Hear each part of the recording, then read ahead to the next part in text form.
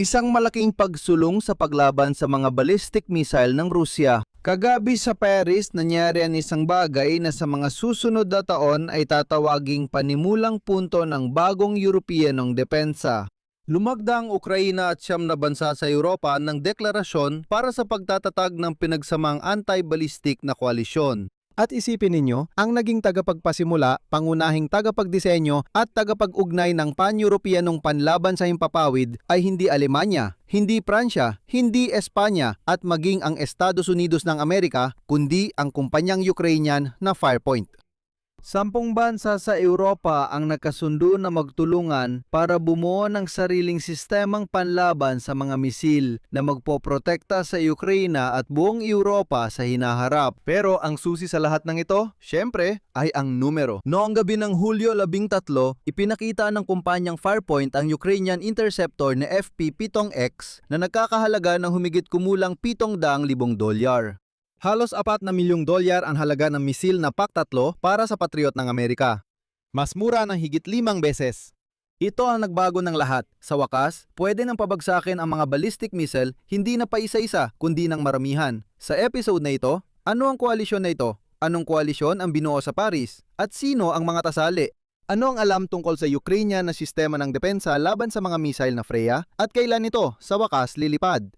Bakit tinawag ito ni Zelensky na paraan para mapaupo si Vladimir Putin sa mesa ng negosasyon? Ano pa ang nakuha ng Ukraine sa Paris? Mula sa Rafale fighter jet hanggang sa mga lisensya ng paggawa ng mga misil na Pranses. Ako si Alexei Pechi.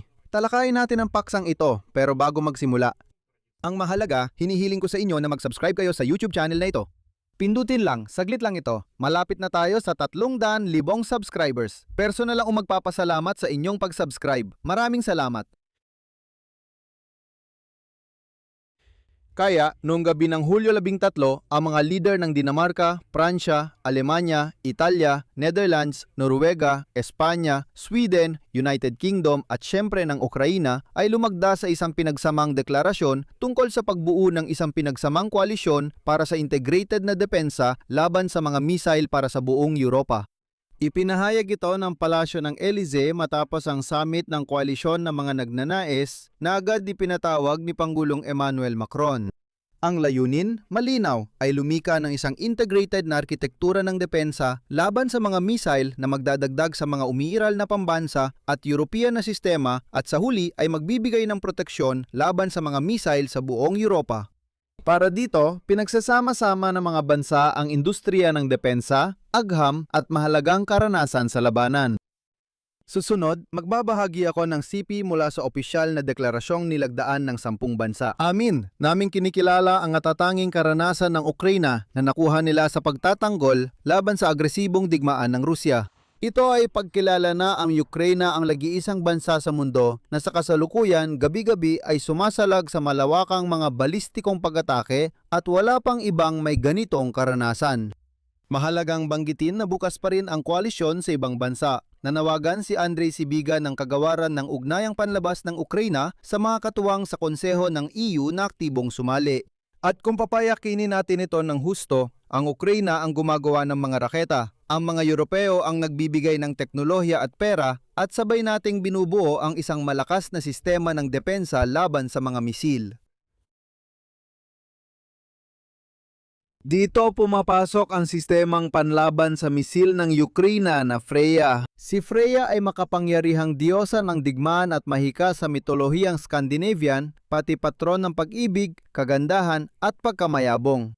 At kasabay ng summit ng koalisyon ng mga handang lumahok sa Paris, ipinakilala ng kumpanyang Firepoint ang misil na pangharang na FP-7X, ang mismong tinatawag na kapalit ng Patriot.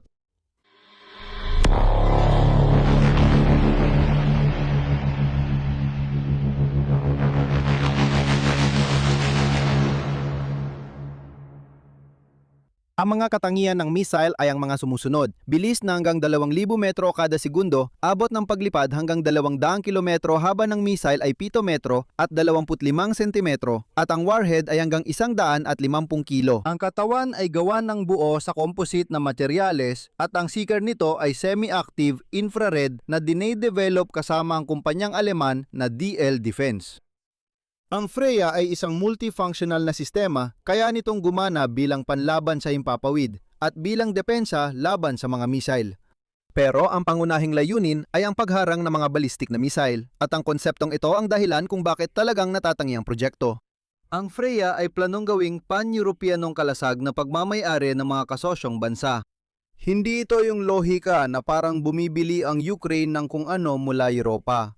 Hindi ito yung lohika na parang may ibinibigay ang Europa sa Ukraine o kaya naman ay may hinihingi ang Europa mula sa Ukraine. Hindi ganoon. Ito ay isang pinagsamang pamumuhunan na nagpapakita ng tunay na Europeanong paraan. Para maintindihan, parang katulad ito ng Airbus. Mayroong malaking kumpanya na tinatawag na Airbus na sabay-sabay na pagmamay-ari ng Pransya, Alemanya, Espanya at ng humigit kumulang 10 pang pondo at mamumuhunan. Pantay-pantay halos ang pagmamay-ari nila sa kumpanyang ito. Ang pamunahing bantahe ng sistemang Freya ay ang presyo. Ang FPV interceptor missile na P-2X ay nagkakahalaga ng mga $700,000 at ng isang PAC-3 missile para sa Patriot ay mga 3.8 milyon. Sige, i-round off na lang natin sa 4 na milyon. Kita nyo, mahigit 5 beses ang diferensya. Bakit ito mahalaga? Kasi ang pangunahing problema ng air defense ng Ukraine ay hindi ang kakulangan ng mga Patriot system mismo, kundi ang kakulangan ng mga missile para dito. Ibig sabihin, may mga launcher, may lahat, pero walang mga missile. At dito, ipapaalala ko ang isang nakakatakot na numero. Halimbawa, sa isa sa mga kamakailang gabi, hindi nagawang mapabagsak ng depensang panghimpapawid ng Ukraine kahit isa sa 23 ballistic missile ng Russia dahil lang wala silang gamit na pampabagsak. At doon, hindi bababa sa 22 sibilyan ang namatay sa isang mapayapang lungsod. Ang Russia ay gumagawa ng kanilang mga Iskander ng medyo mura. Ibig sabihin, malinaw na mataas pa rin yon para sa karaniwang tao. Pero kung ikumpara sa presyo ng raketa, mas mura na ito. Tumutugon ang kanluran sa murang Iskander gamit ang interceptor na raketa na nagkakahalaga ng 4 na milyong dolyar. Ito ang arithmetikang talo mula simula. Nalulugi ka bawat pagpapalipad ng kanilang Iskander. Ngunit kailangan ni Freya sirain ang lohikang ito. Diretsahang sinasabi ng Firepoint na ang murang presyo ay dapat magdulot ng mas malawak na produksyon at malaking inventaryo para sa araw-araw na gamit sa gitna ng matitinding pag-atake. Ibig sabihin, hindi lang iniingatan ang 3 raketa doon. Imbes na itabi para sa susunod, kung sakaling mas malakas ang atake, ang layunin ay pabagsakin gabi-gabi ang lahat ng balistikong misil na papunta sa Ukraine. Maganda nga ang pakinggan nga ito, pero ang tanong, kailan lilipad ang Freya? Dito pumapasok ang pinaka-nakaka-inspire na bahagi. Ayon sa mga eksperto, simple lang ang technical na solusyon at kumpleto na ang Europa sa lahat ng kailangan para makabuo ng sistemang misil. Ang kulang lang sa mga Europeo ay sariling rocket. Wala silang ballistic missile interceptor. At ang Ukraine ang nagbibigay ng rocket sa sitwasyong ito dahil ang Ukraine ay meron ng interceptor na ito. Kilala na ang mga radar para sa bagong depensa laban sa misil. Umiiral na ang mga ito at sinusubukan na sa Ukraine ang mga prototype ng mga radar na ito. Kailangan na lang gumawa ng software na mag-uugnay sa mga komponenteng ito at ayusin ang issue ng launchers. Sabi ng mga eksperto, ilang buwan na lang ito. At kahit paano, tinitiyak ng kumpanyang Firepoint ng pagsubok ng buong sistema, ibig sabihin ay nabuo na ito, ay maaaring magsimula bago matapos ang taong ito. Ayon sa mga analista, mas issue na ngayon ang politika kaysa technical sa proyektong Freya dahil kung technical lang, matagal na sanang natapos ito. Ang mga isyong politikal ang naging sentro ng usapan sa Paris noong gabi ng Hulyo 13. Ayon mismo kay Zelensky, hindi lang pagsubok, kundi ang unang paggamit ng sistemang Freya ay maaaring mangyari bago matapos ang taong 2026. Direktang ipinaliwanag ni Zelensky ang estratehikong kahulugan. Ito ang kanyang sinabi. Habang mas marami ang kagamitan ng Ukraine para pabagsakin ang mga ballistic missile ng Russia, mas mataas ang posibilidad na maupo si Vladimir Putin sa negosasyon dahil ang kanyang huling argumento sa digmaang ito ay hindi nagagana. Ito ang punto, nahihirapan ang Russia sa harapan. Sa totoo lang, nitong nakaraang buwan, siguradong isa ito sa mga beses na mas kaunti ang nasakop nila kaysa sa nawala sa kanila. Malinaw na may nawawalang teritoryo kaya hindi sila sumusulong. Nasusunog ang ekonomiya ng Rusya. Paalala, bumagsak na ang pagproseso ng langis sa antas ng 2005. Isipin mo, sa halos buong panahon ng pamumuno ni Putin, nasa pinakamababang antas na ngayon ang pagproseso ng langis. Ang natitirang sandata ni Putin sa digmaan ay ang ballistic missile na pinapadala niya sa mga mapayapang lungsod. Pananakot sa sibilyan bilang panggigipit, paparating na ang taglamig. Naiintindihan niya ito. Kaya kung aalisin mo kay Vladimir Putin ang ballistic missiles, wala na talaga siyang matitira. Ngunit hindi lang yon. Hindi lang ang koalisyong laban sa mga ballistic missile ang naging bunga ng pulong ng koalisyon ng mga handa. Inanunsyo ni Emmanuel Macron na makakatanggap ang Ukraine ng 16 na Rafale fighter jets. Darating ang mga ito sa kanilang sandatahan sa taong 2028 hanggang 2029.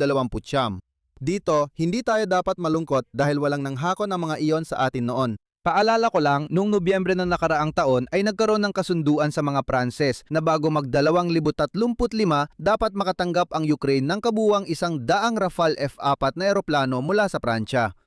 Bukod pa rito, at ito talaga ang malaking tagumpay, ibinibigay ng Pransya sa Ukraine ang mga lisensya para sa paggawa ng mga sandatang Pranses na mataas ang katumpakan. Partikular na, mga anti-aircraft missile na Aster, 30 para sa sistema ng depensa sa impapawid na SAMP-T, mga cruise missile na Scalp, at mga guided bomb na AASM Hammer. Ang Scalp ay kapareho lang ng Storm Shadow pero sa Britanya lang yon. Sa ilalim ng lisensya ng Britanya, tinatawag itong Storm Shadow, at sa ilalim ng lisensya ng Pransya, tinatawag itong Scalp. At ngayon, magagawa na ng Ukraine na buuin ng buo ang mga missile na ito. Ibig sabihin, binibigyan tayo ng mga Pranses ng lisensya, sinasabi nila. Sige, kayo na ang bahala, magtayo, gumawa. At dito, ang Europa, ewan ko kung sa kasamaang palad o sa kabutihang palad, pero nananatili pa rin ang Europa bilang matandang Europa na palaging, alam mo yon, laging lumilingon-lingon. Ano na kaya ang nangyayari sa Washington? Naalala mo, dati tayong nagtawanan kay Scholz.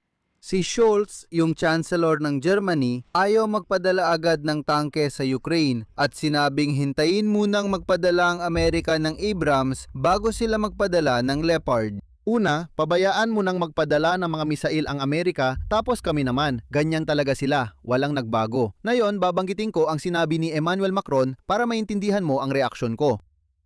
Inanunsyo ni Pangulong Donald Trump ng US ang pagpayag sa paggawa ng Patriot mga misail na pangharang sa Ukraine. Sa aming panig, nagpasya kami tungkol sa lisensyadong paggawa ng mga Aster na missile. Ilang iba pang mga bansa ay gumawa rin ng katulad ng mga desisyon. Ibig sabihin, nagsimula na ulit ang chain reaction. Nagbigay ng lisensya ang Estados Unidos para sa Patriot, nagbibigay ng lisensya ang Pransya para sa Aster, Scalp at Hammer. Malapit na rin tayong makarinig ng ganitong balita o baka hindi natin malaman. Dapat tandaan na may ilang bansa na magbibigay ng lisensya ng palihim.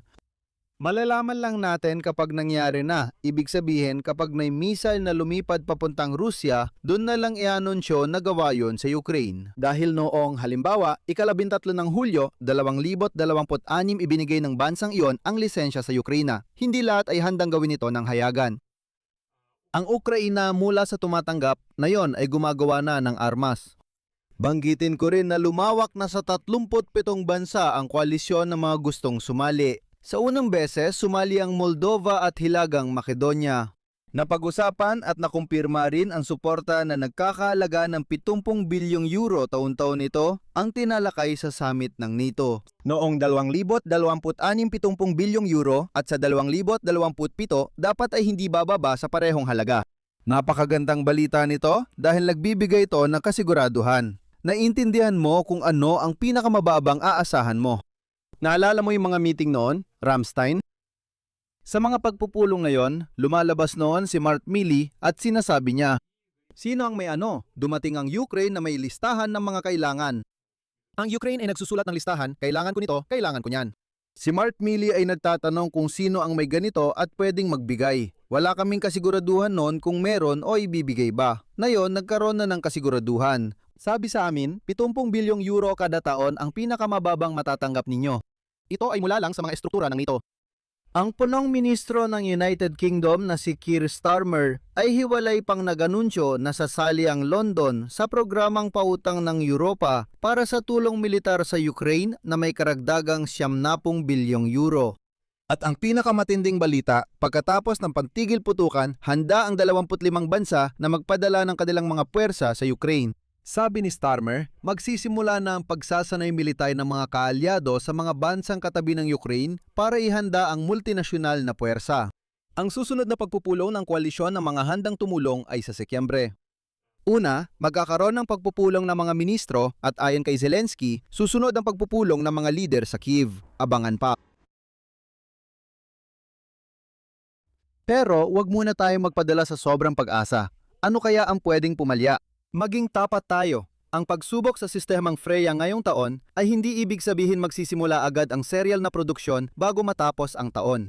Maaring lumipas ang mga buwan o baka taon pa sa pagitan ng prototype at ng ganap na kalasag sa ibabaw ng Europa. Ang mahalaga ay mapatakbo agad dito sa Ukraine. Pwedeng maghintay ang Europa. Pero syempre, gusto ko sanang magkamali. Astig sana kung sa loob lang ng isang buwan ay gumana na agad ito. Bukod pa dyan, ngayon 10 bansa na at dito nagkakaproblema, kailangan nilang magkasundo tungkol sa pondo, mga pamantayan, batas, pinag-isang pagmamayari at kung ano-ano pa. Ang Europa, dahil sa burokrasya nila, mahusay pag-usapan ng ganitong issue pero tumatagal ng ilang taon. Gayunpaman, may mahalagang nangyari na magbabago sa buong Europa. Sigurado ako doon. Sa unang pagkakataon, ang isang bansa na nakikipagdigma na hindi miyembro ng Unyong Europeo ay hindi na tagapagsumamo kundi, pakinggan ninyo, naging arkitekto ng depensa ng Europa. Hindi Europa ang nagliligtas sa Ukraina ngayon, kundi Ukraina ang nagbibigay ng misilang wala sa Europa. Isipin mo lang, naisip mo ba na mangyayari ito noong 2022? Ako, hindi. Naresolba ang pangunahing paradox ng digmaang ito. Paano titigil sa paggastos ng $4M para pabagsakin ang misil na barya lang ang halaga sa kalaban? Ang sagot ay sistemang Freya ng Ukraina. Kapag lumipad na ang Freya at natuloy ang mga pagsubok bago matapos ang taon, mawawala na kay Vladimir Putin ang huling argumento, ang mga raketang balistiko na inilulunsad sa mga mapayapang lungsod. Alisin mo sa kanya ang kalangitan at makikipag-usap na lang siya. Yan ang napagkasunduan nung Lunes ng gabi sa Paris. Dito ako mag-iwan ng 3 tuldok, ang inyong opinyon, ang inyong mga konklusyon. Isulat ninyo sa mga komento sa ilalim ng episode na ito, mag-subscribe sa channel, pindutin ang kampanilya at huwag kalimutang mag-like. Kung gusto ninyong suportahan ang YouTube channel na ito, lubos akong magpapasalamat. Magagawa ninyo ito sa pamamagitan ng anumang donasyon gamit ang mga link at detalye sa deskripsyon ng video na ito. Yun lang po, ingatan ninyo ang inyong sarili. Paalam sa lahat.